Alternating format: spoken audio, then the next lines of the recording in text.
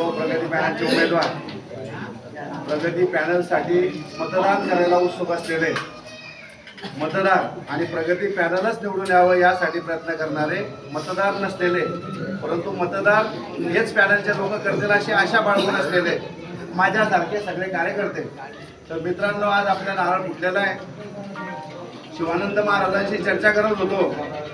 महाराजांनी आपल्या पॅनलला जाहीर पाठिंबा दिलेला आहे. त्याबद्दल महाराजांचे मनापासून आभार मानतो.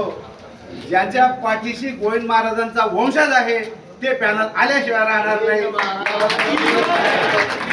शंका बाळगण्याचं मित्रांनो कारण नाही.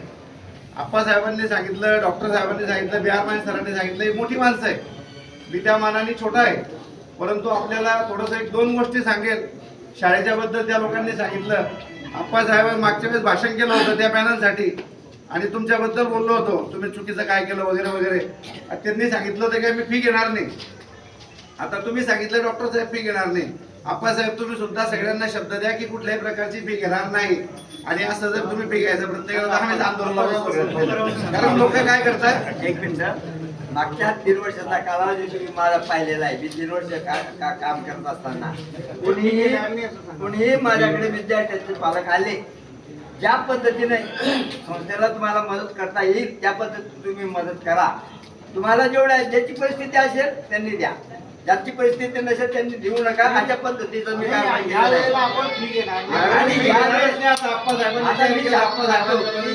कोणत्याही प्रकारचे 11वीला ऍडमिशन देणाऱ्या विद्यार्थ्यांकडून कोणत्याही प्रकारची फी घेतली जाणार नाही. कारण काय होतं, हे भाषण असतं सोशल मीडियावर आणि विद्यार्थ्यांचे जे पालक आहेत ते काय करतात, ते भाषण टाकतात. शालिग्राम मालकऱ्यांनी असं म्हटलं होतं, आमच्यांनी असं म्हटलं होतं आणि मग तुम्ही त्या ठिकाणी असतात आणि मग ते लोक आमच्या मागे लागतात. पण तुम्ही जाहीर सांगितल्यामुळे काय झालं, काय जरा आम्हाला आनंद वाटला. मित्रांनो, आता आपल्याला एक गोष्ट सांगतो मी, त्या गोष्टीतून तुम्ही जे रीतीने बोध घ्यायचा आहे. 3-4 महिन्यापूर्वी आपल्या महाराष्ट्राचे उपमुख्यमंत्री अजितदादा पवार यांचा विमान अपघातामध्ये मृत्यू झाला. तो मृत्यू कशामुळे झाला तर असा गोविंददादा पवारांनी आरोप केला की त्या विमानाचा जो ड्रायव्हर आहे, जो पायलट आहे, तो बदलला होता आणि तो पायलट होण्याचा आरोप केलेला होता. अशा बातम्या पेपरमध्ये आल्या. म्हणजे तो पहिला जो पायलट होता तो निर्व्यसनी होता, त्याच्या जागेवर दुसरा दिला आणि मग अपघात झाला. तर बघा, एका विमानाचा पायलट बदलल्याने इतका मोठा अनर्थ झाला. एखादे जहाज जातं समुद्रामध्ये, त्याच्यावर एक कॅप्टन असतो, मागे खलाशी सगळे चांगले असतील, पण कॅप्टनच्या डोक्यात जर सगळं काही वेगळं चालत असेल तर काय होईल, ते जहाज भरकटून जाईल. तर मित्रांनो, मी आपल्याला या निमित्ताने विनंती करतो, आपल्याला या शाळेचं, ही शाळा ही आपल्या गावाची आस्था आहे. आपल्या प्रत्येक जण आपण तिथे शिकलेलो आहे.